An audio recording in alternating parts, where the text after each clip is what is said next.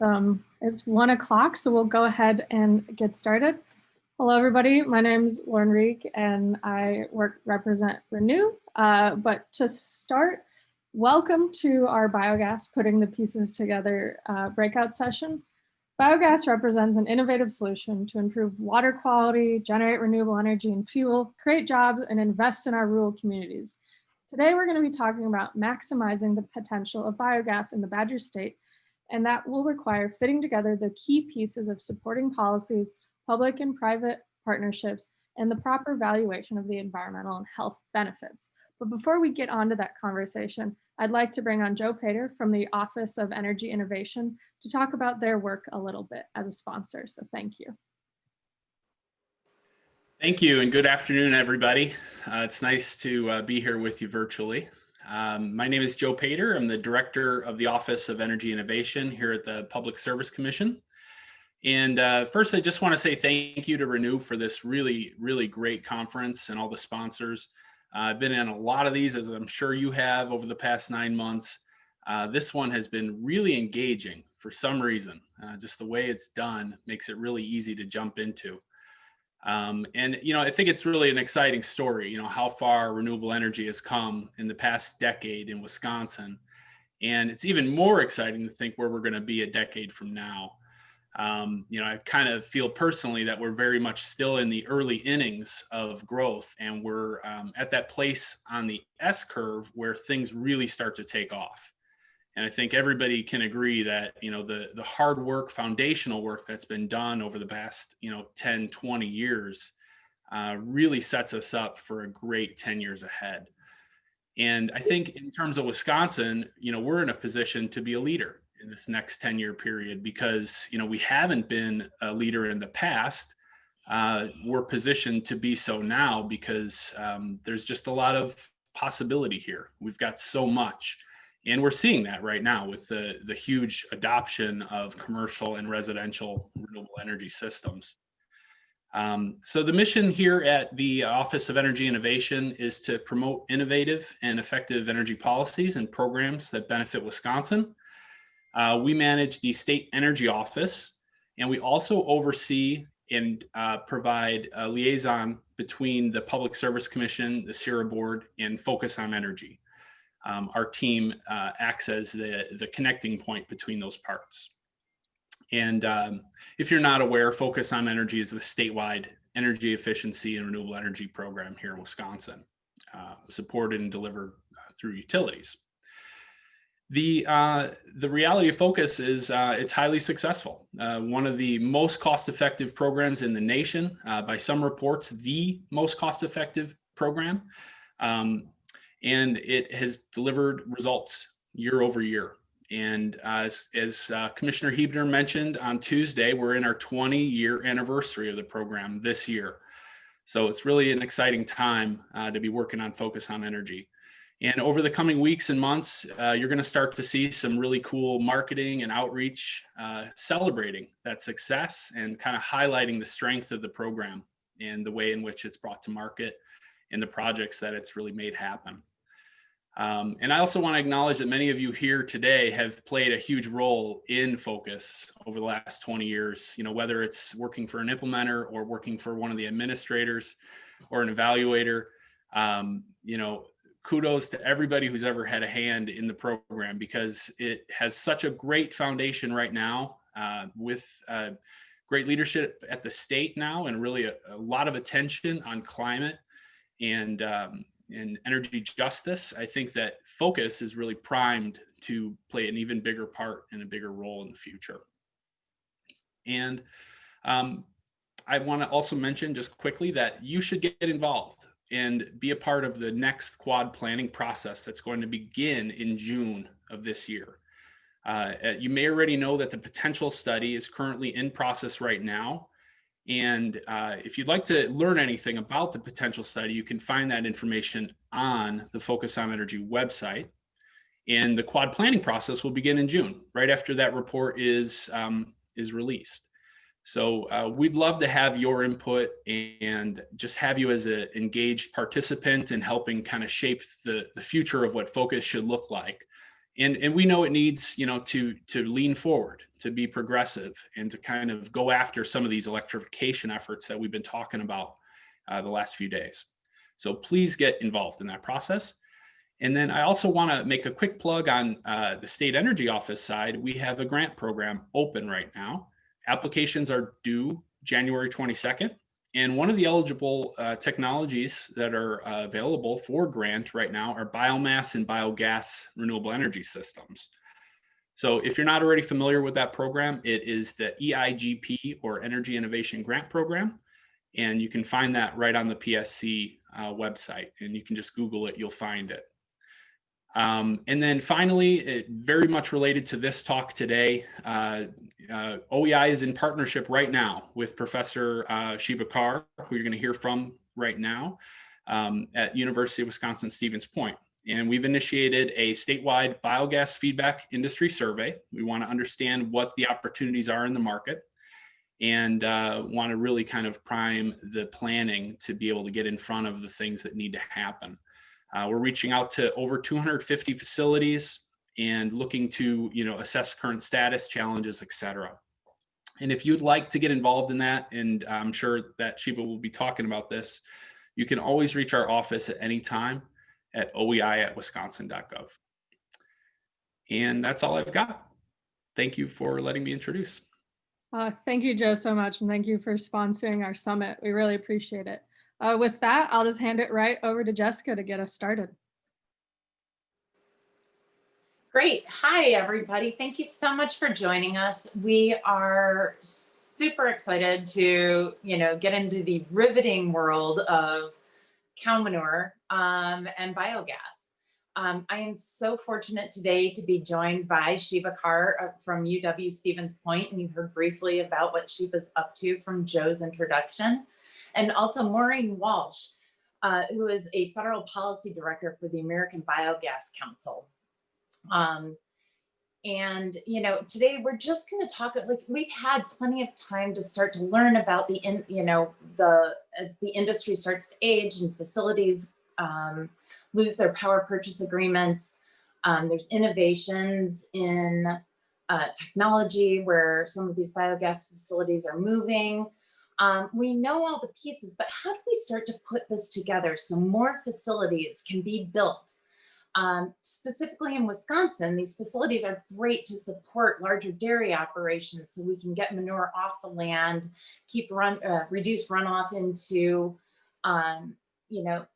ground and surface waters, as well as capturing all the greenhouse gases that methane otherwise would be released into the environment.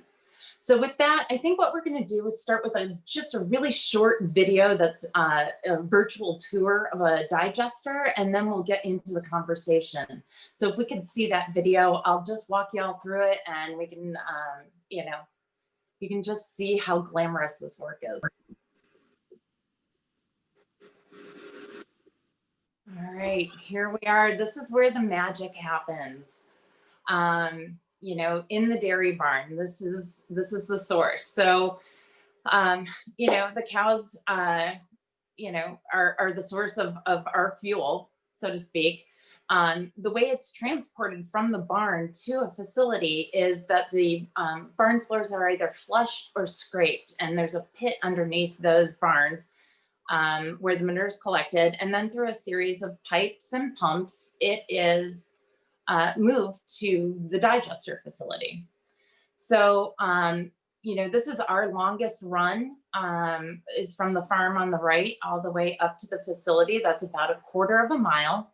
There's regular maintenance that needs to be done on those pipes and pumps. They're jetted monthly to reduce any kind of buildup or blockage, because that would be, an unfortunate thing to have happen.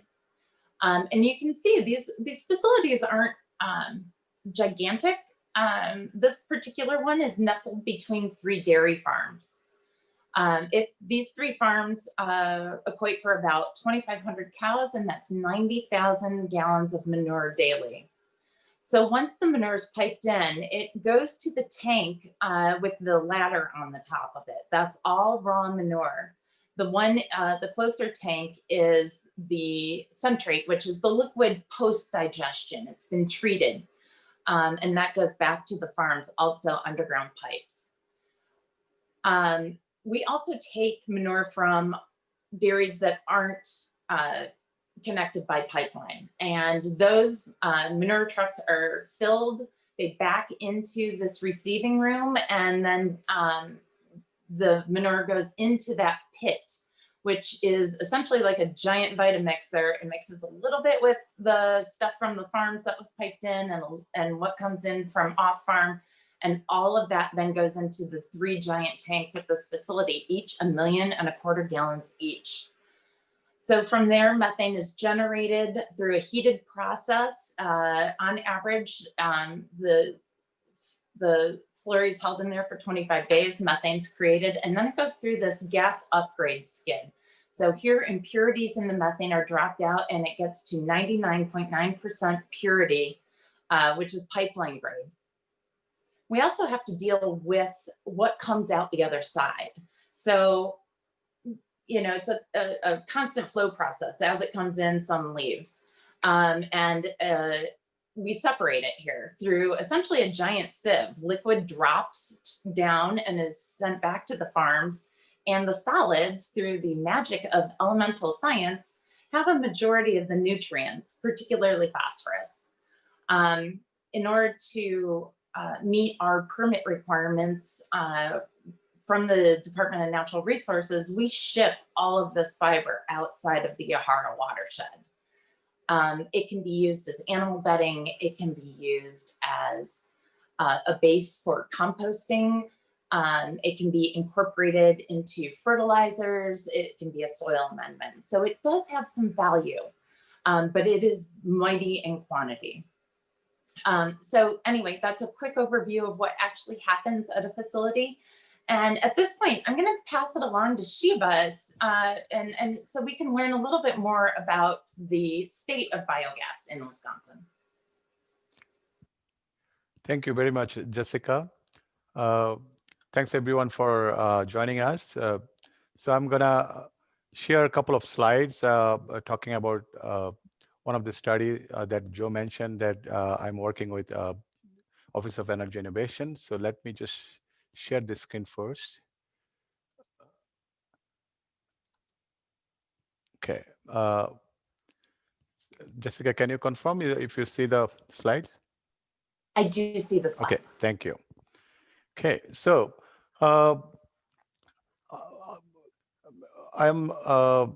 as I mentioned, I'm currently working with this Office of Energy Innovation, looking into this project, studying the status and prospects of these biogas industries in Wisconsin.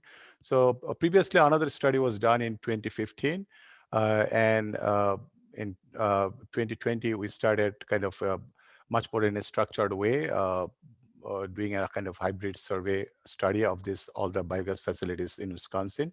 So by the way, I'm Shiba Kaur. I'm an associate professor at UW Stevens Point and under College of Natural Resources. I also have a split appointment with UW Extension, working as an integrated energy extension specialist with other extension specialists throughout the state. Climate change and energy issues is my focus area and interest. So I'm glad to be part of this study. That's what I'll be sharing about. And so this objectives of this study are basically just exploring and assessing what are the status and barriers and challenges that our existing facilities, biogas facilities are facing, and kind of assessing those and getting a better understanding on their facilities aspects and finding out what we could do better in terms of promoting this biogas production and usage throughout the state. So that the funding is through this Department of Energy and through our Energy Innovation Office of Energy Innovation. So me and a couple of our UW Stevens Point students and staff is part of the team that we are doing this survey study. And by the way, some of these pictures, as you saw in Jessica's tour, so I had a chance to visit her facility a couple of years ago. So I took a couple of pictures. I thought just to put them in here to put the content on the perspectives. So talking about this, briefly about the methods of this study. So we kind of refined all the existing list of these biogas facilities, working closely with the Office of Energy Innovation staff, Tom and Kishan and Joe Pater. And then we refined that list. We kind of put together a draft survey and got some insights from the other bioenergy biogas experts throughout the state. Once we put together this the survey, we started kind of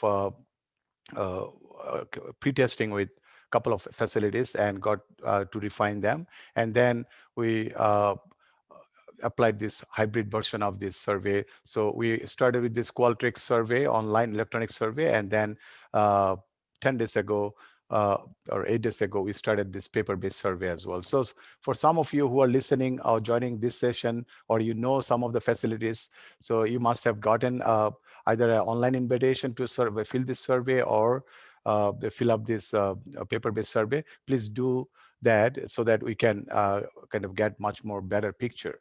Because currently we just started and we have about 27 completed responses, and 6 of them are in progress. So, but we need a lot more. As Joe mentioned, we sent it out to more than 250 facilities. So we need a still long way to go.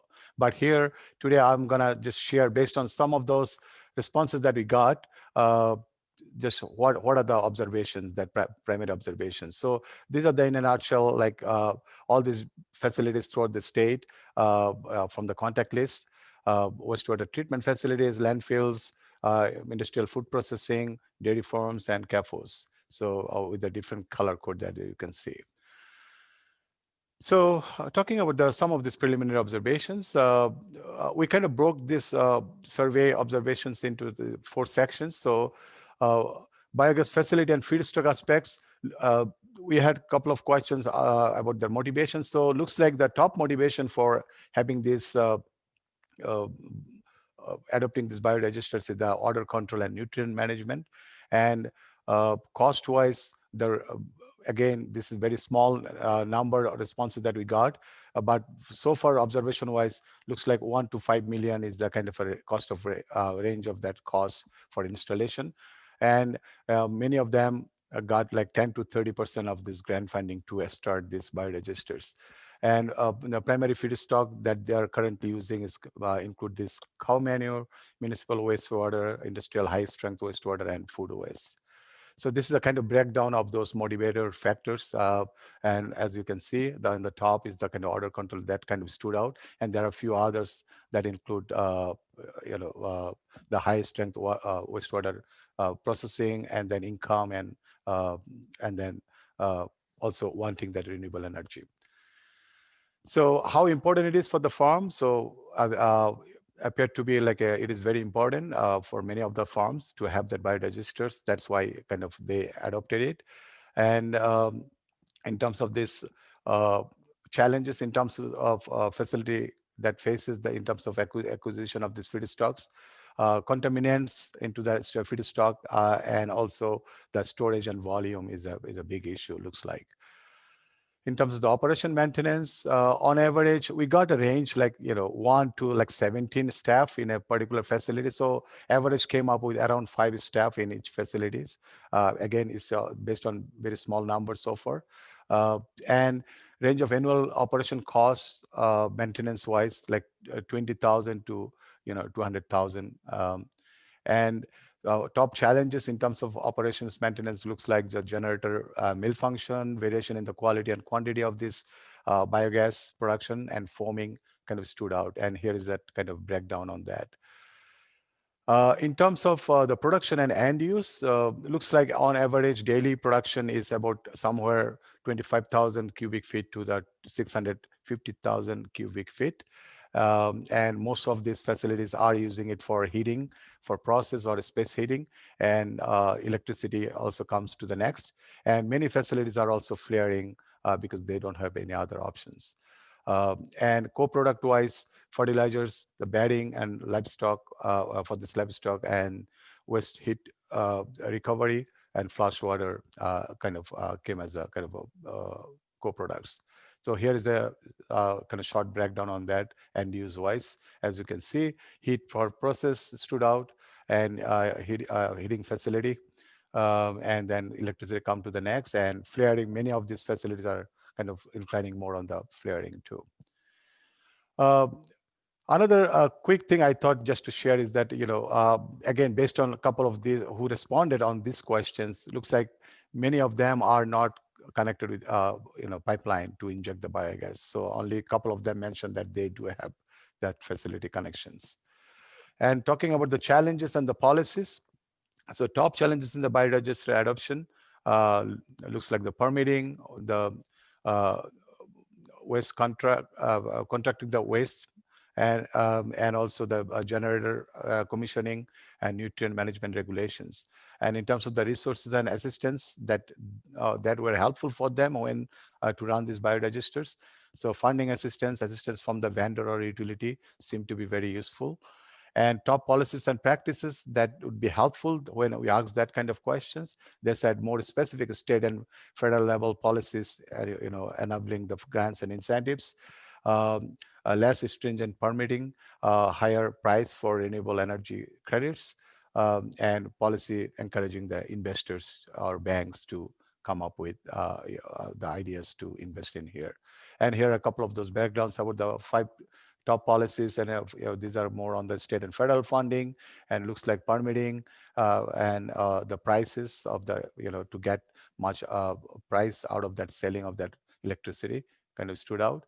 And one thing I found a little interesting here is that when we ask these questions, how likely would you be able to invest in another digestion system? So we got, very good positive kind of, responses so far. Somewhere, fairly likely to the definitely. As you can see, they are most likely they would be investing for another facility if there are kind of supportive policies and incentives for this. And this is another kind of plug. In 2018, I worked on a fact sheets, kind of focusing on, based on that's 2015 biogas study by Office of Energy Innovation, some of those data and some of my other research study. I kind of put together this 4-pager biogas in Wisconsin, that fact sheets, kind of jotting down where we are at. And I'm hoping that based after this study done, then we can do a revised version of this fact sheets to disseminate those information to the policymakers, to the other stakeholders who would be able to know much more detail about it so that they can take the actions.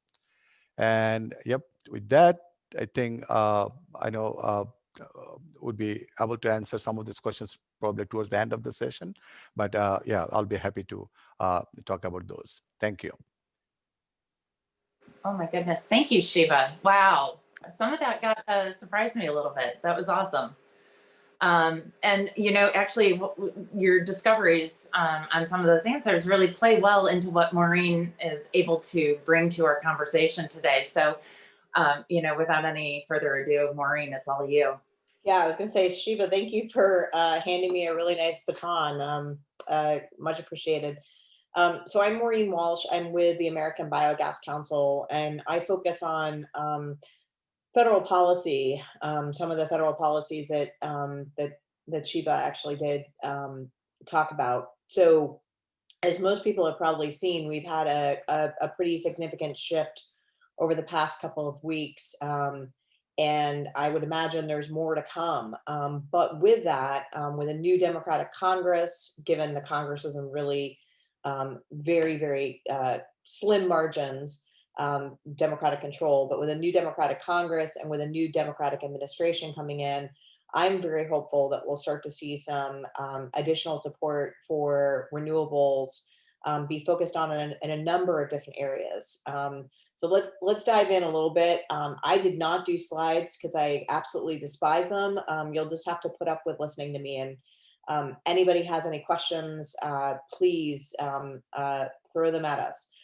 So let's talk about some of the options, some of the bites at the apple, so to speak, from a perspective of renewable energy. Right out of the get-go, we're going to see probably a new stimulus bill being proposed. There's already scuttlebutt going on in the Hill that incoming President Biden wants to see another stimulus package go out the door immediately, to the tune of $2 trillion for immediate pandemic relief. And so that's going to have, I would say, probably things that are probably much more high level than necessarily renewable energy.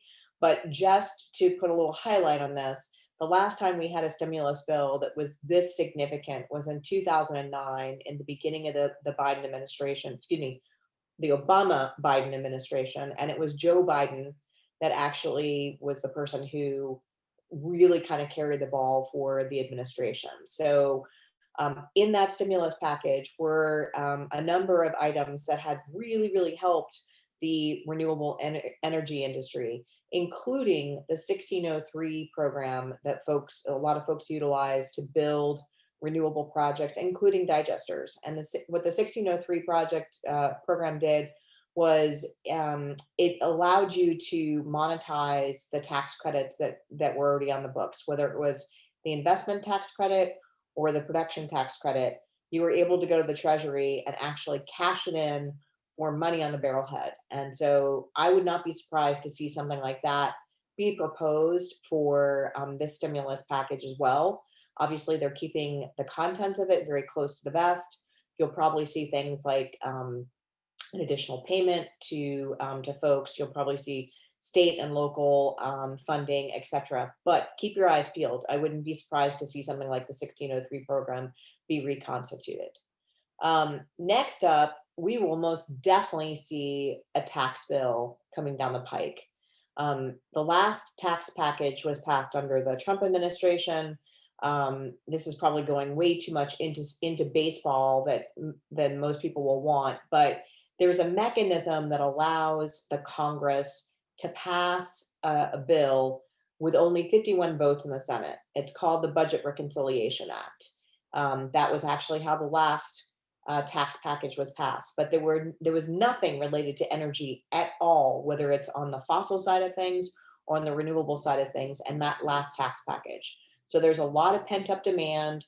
We now have Democratic majorities in both the House and the Senate. I would imagine we're going to see a tax package come down the pike really quickly that will include some benefits for the biogas industry. The first one is there is an existing tax credit on the books for renewable electricity from open loop and closed loop biomass. That includes manure. So that I would imagine will be extended long term. Additionally, we have been pushing at the Biogas Council for, about the last 10 years, a renewable natural gas credit. It's basically an ITC for renewable natural gas made from digesters and nutrient recovery technologies. So the folks that are putting those back-end technologies that are able to capture the nutrients, and like Jessica said, get it the heck out of the watershed. It's needed for sustainable agriculture. It is something that should be commoditized. Every last bit of the inputs and the outputs of a digester should be commoditized. So that's one of the things we're trying to do as well. I would imagine you'll see the alternative excise fuel credit, which natural gas does qualify for, also be extended, renewable natural gas, that is. So look at the tax package to come down the pike. Hopefully it will include these various different aspects and some aspect of refundability as well. Additionally, there's a lot of pent up demand for climate change legislation. Believe it or not, industry is really crowing for this. Many of the industries that want to see something are multinational corporations that are having to deal with carbon pricing and whatnot in other areas, and they want to be able to import that same stability, that same knowing what the regulatory framework looks like into the United States. You also are seeing some much more conservative entities crowing for this. Former Secretary Baker is asking for some type of mechanism to be able to tax carbon. So I would not be surprised to see a carbon tax come into play. Needless to say, really low carbon technologies like biogas, negative carbon technologies like biogas would benefit under this type of a legislation. Last but definitely not least, the Farm Bill for 2020 is starting to be worked on. This is a major piece of legislation that does include things like grants and loan guarantees for renewable energy on farm. Some folks have probably used REAP or QUIP grants. That's included in this legislation. We do have 2 Democratic leads. Last go round, we did not. The House actually wanted to remove the energy title. So gratefully, we're not going to be fighting for that any longer. It'll remain in, but hopefully there'll be some new funds being put into REAP. We also are fighting for a program to be put into REAP that would basically address underserved technologies, which biogas systems very much are. One of the main challenges with biogas systems in the REAP program is that, as Shiba very much pointed out, there's a range of cost somewhere between $1 to $5 million. When you've got a small pocket of money and you want to spread it out to multiple different projects, many times REAP does not want to fund or squirrel away their money into one or 2 large projects. They want to sprinkle the breadcrumbs across the water. So what we're hoping to do is set a reserve fund at the national level for technologies like biogas. Let's move over into the administration real quickly. President Biden already has laid out some pretty significant priorities. One of the biggest ones is that he is looking to attack greenhouse gas emissions through the deployment of more electric vehicles. There's a program over at the EPA called the Renewable Fuel Standard. And there is actually a valid pathway that has remained fallow because of applications being put in there to participate that have not been accepted. We're hopeful that the Biden administration starts to address this, because if you're going to be promoting greenhouse gas savings through electric vehicles, that's promoting it on the emissions end of the car. Why aren't you promoting that same type of emission strategy with the fuel? So unlock the electric pathway, and the biggest electric pathway, the pathway that's actually valid right now, is biogas into a genset, making renewable electricity and putting it onto the grid. And it also squares a circle that Shiba talked about earlier, which is there's a lot of farmers out there that have systems that aren't hooked up to the grid, and it's costly. The natural gas upgrading, cleaning, conditioning equipment is costly. Also, it's costly to either do a virtual pipeline or to have that pipeline extended to your property. I don't know of a farm in existence that is not hooked up to the grid. So you could be making electricity, putting it onto the grid, and the producer could be receiving the benefit for that electric RIN. So keep an eye on that. I'm very hopeful that we'll see that addressed shortly. Additionally, Biden is very, very, very keen, and this was shown very clearly in his appointment of former Secretary Vilsack as the new incoming secretary. He does not want to leave the agricultural economy behind. He thinks it is a very important aspect of the Democratic Party, and he's going to be doing his darndest to ensure that that the agricultural economy is doing whatever it possibly can to be promoted and to be also addressing greenhouse gas savings on farm economies. So keep an eye on that. Last but definitely not least, we will see broader multilateral efforts as well. The Biden administration will be rejoining the Paris Climate Accords. I would imagine we will see agriculture as a part of the solution set for dropping greenhouse gases. And that means investments in systems like biogas systems. Vilsack in particular, when he was secretary last go round, he wanted to see 10,000 new systems built across the United States. So I would imagine we'll see a lot of dovetailing there as well. So keep your eyes peeled. We're not there yet. Next week is when the inaugural will occur, and then we'll start to see, I think, a lot of these initiatives rolled out rapidly. To you, Jessica. Wow. Wow, this is amazing. You know, the great thing about the electric pathway too is that there are plenty of facilities that have gone offline because their power purchase agreements expired, and for 3 cents a kilowatt hour, you can't have those running. But if we were able to have that pathway and be able to sell that to an off taker, it just would really revolutionize, bring a lot of facilities back online. Thank you so much for that. I love it. So I see what's happening there, and our expertise is really in managing these facilities. And some of the biggest challenges that I find to success of our facility are qualified, like people who know how to run digesters. Now, this isn't something that you can just pick up, a book and learn how to do. This is a lot of hands-on experience. So just like solar, we have a workforce development issue. And at Cleanfield Partners, we've worked on developing a training program. And, one of the things that might be interesting is to see if we can roll this out to technical colleges and get a certification, and then have people actually have apprenticeships at these facilities. For a long time, these jobs have been thought of as kind of like, oh, anybody who can turn a wrench. But you know what? These are not easy jobs. You have to be an on the ground, problem solver, looking at, if I do this to this piece of the system, what's the impact in both directions?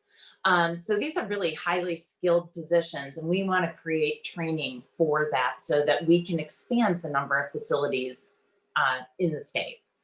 Secondly, currently we have access to the interstate pipeline that runs through Wisconsin, and facilities, the viability of creating renewable natural gas at this point is completely based on how far away a farm is from the decanting station to be able to get that methane into the pipeline system. So if we had access to intrastate pipelines, which are regulated by our utilities in the state, then we would be able to site more facilities more easily. The bottom line is, anytime you put wheels under something, it costs money. Plus, we're losing carbon credits because of the emissions from large trucks. Then finally, the other thing I want to just touch on is investment in, you saw those giant piles in the video tour of the fiber. And I can tell you that, that's probably what you saw was maybe like a day and a half's worth of fiber. So, just these cows don't take vacations, which is good and bad, I mean, it's great because we have enough dairy. And it's not so great because, it doesn't currently have the value, as Maureen had pointed to earlier. We need it can be valuable, but I think in its current form, you have to pay to spread it. I'd love to see it incorporated into like commercial fertilizer.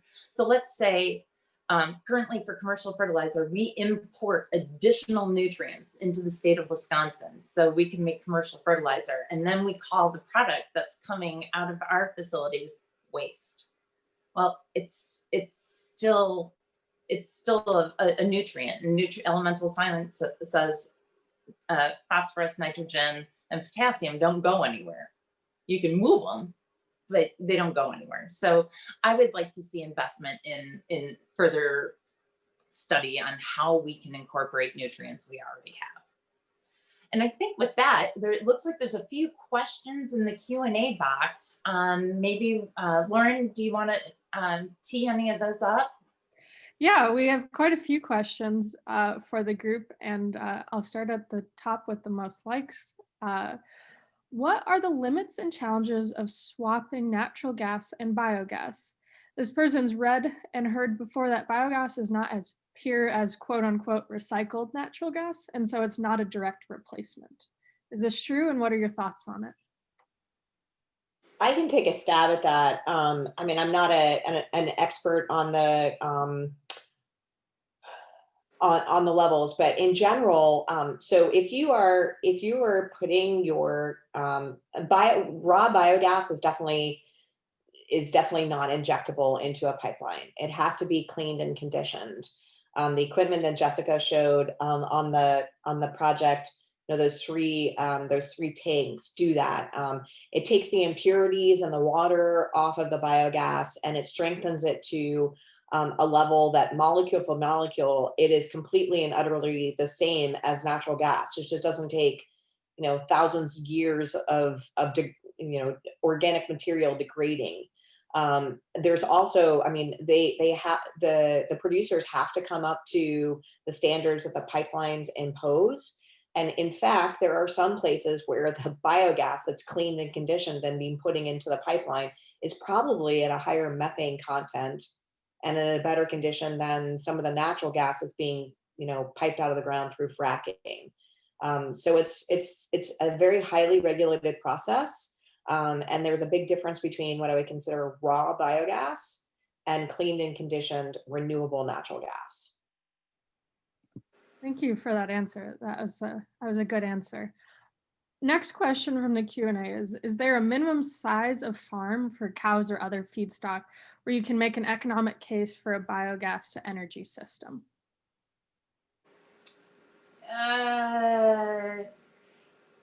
It's not a solid number. I can't say, you know, 250 cows and up, you know, you're good. A lot of it depends on where you're located, what you plan to do with the gas. So if you're using electricity, if you were able to make a deal with a utility to say, I'll use the electricity I generate and put my excess into the grid, that might make sense because they're probably going to use the excess, the waste heat from the generators to heat their barns, and that could be a savings. And they'll probably use the fiber to bed their cows. So if it's as part of an in-farm system, I think that could be a deal, but I still think you need a decent number of cows, and you know, getting that analysis. That's also where community digesters come in, like what you guys are doing with your project.